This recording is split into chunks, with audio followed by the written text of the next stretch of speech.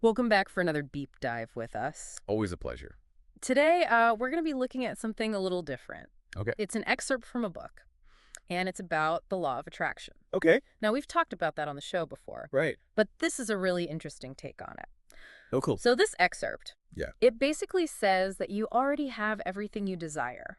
Hmm. Not like materially, like, Not like a car in your driveway. Exactly, yeah. You don't have a mansion just waiting. Right. But in terms of like your potential, so like the skills and abilities you have, Okay. you already possess those. I see. So it's about recognizing and activating that potential.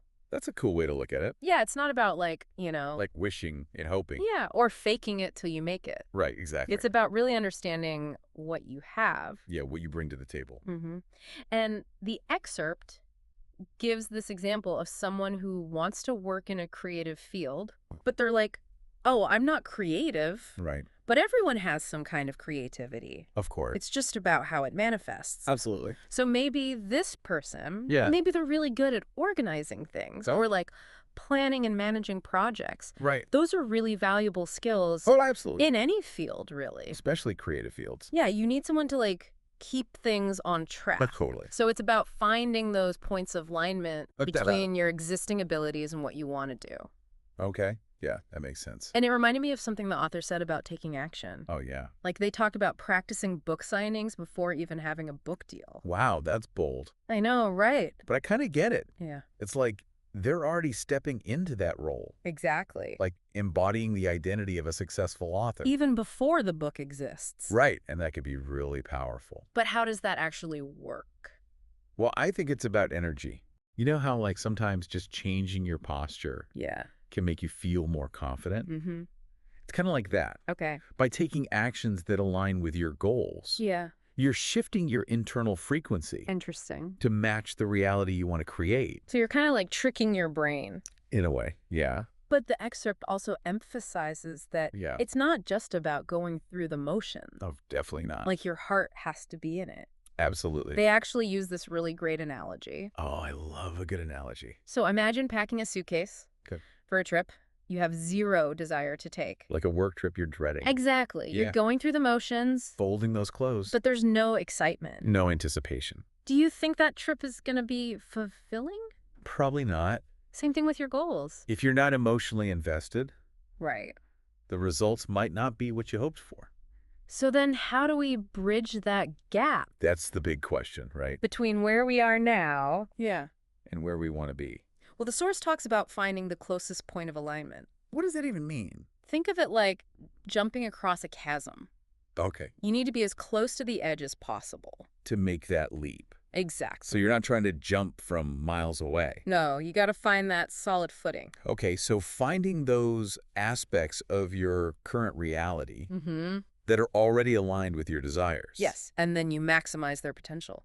Like that example they gave about wanting a financially secure partner. Oh, right. You need to embody that financial security yourself first. You can't just expect it to magically appear in someone else. Exactly. It's about living your best version now. Right here, right now. Recognizing the value you already have And using it as a stepping stone. towards your goals. Exactly. You're not starting from scratch. You have a foundation. You already have something to build on. And that leads to another point. Yeah. Achieving your dreams. Mm-hmm. It's not always about attracting money. It's about trading value. Trading value. Yes. It's about understanding Okay. that you have unique skills and talents. Right. And you can exchange those. For things you desire. Exactly. Like that dancer who travels the world for free. Oh, yeah, by performing at festivals. Yeah, they're using their talent. In exchange for the experience. Exactly. Or the author who barters their writing skills. For travel experiences. Mm-hmm. It's about recognizing what you have to offer. And finding creative ways to leverage it. And speaking of offering things, Yes. this excerpt has a really interesting take on vision boards. Oh, yeah. I've heard a lot about vision boards. It challenges the idea that they're just for manifesting desires. So it's not just about pasting pictures of your dream life. No, they suggest that vision boards can Mhm. be powerful tools Okay. for reminding yourself of the value you offer Interesting. and what you can potentially exchange it for. So it's not about wishing and hoping. It's about strategic action. I like that. Taking what you have Yeah. and seeing how you can use it. To achieve your goals. Exactly. That's a much more empowering perspective. Yeah, it's about recognizing your own power And agency. in creating the life you want. Absolutely. So it's like shifting your perspective So I'm like, what do I want? to what can I offer Yeah, what skills or talents do you have? that other people might find valuable.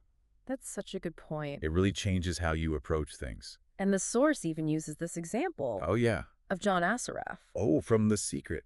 Exactly. He's a great example. And he achieved incredible success. Right. But not just by visualizing it. He was more than that. He used his intellect, his business skills. All the tools he had. Yeah, and he worked really hard to create those opportunities. So it's like the vision board becomes Less about, I want this. more about, I can provide this. Exactly. Instead of just picturing your dream house. You might include images that represent your skills As an architect or a designer. or your ability to manage a project It's like a reminder. of the value you bring. I'm starting to see how this all connects. It's not about denying the power of visualization But it's about pairing that with action. and understanding your own worth. And this idea of trading value, It applies to so many areas of life. not just careers. Exactly. Think about relationships. What do you bring to a partnership? What are your strengths, your values, It's shifting the focus from what can I get, to what can I give? recognizing that relationships are about reciprocity Understanding your own worth. and appreciating what others bring too. So connecting this back to the law of attraction, It's not about attracting things externally. it's more about activating what's already inside us, That's a great way to put it. recognizing your worth, Aligning your actions and skills. like your aspirations. We're not starting from zero. You have something to offer And you can use that to bridge the gap between where you are and where you want to be. and it's a continuous process. Not a one-time thing. It's about constantly refining your understanding Of your and the value you bring, being open to new opportunities. willing to learn and grow. Becoming the best version of yourself. Exactly. So what's the takeaway for our listeners? I think it's this. The power of attraction lies in action alignment and awareness, Action meaning taking those steps toward your goals. even the small ones. Alignment meaning making sure your actions and emotions match your desires. And awareness, recognizing your value and how to use it, And remembering it's a journey. not a destination. There will be challenges. By staying focused, And refining your approach. you can create the reality you want. So it all comes back to that potential. Right. Like we were saying earlier. We all have it inside us. But it's up to us to actually use it. Like having all the right tools. But never building anything. This deep dive has really shown How important it is to recognize our strengths. our talents and values. And actually putting them to work. So we're not just passively waiting. For the universe to hand us things. We're actively participating. Co-creating our reality. Taking action, having the right mindset. Recognizing our value. It reminds me of something the author said. About luck. Yeah, they said luck isn't random. It's often preparation meeting opportunity. So we're not just hoping for good luck. We're creating the conditions for it. By developing our skills, And putting ourselves out there. we increase our chances of finding those opportunities. We become magnets for what we desire. It's like that saying, the harder I work. The luckier I get. It's about being ready to seize those opportunities. And I think that's a really empowering message. We have more control than we think. We're not just leaves blowing in the wind. We can actually shape our own destiny.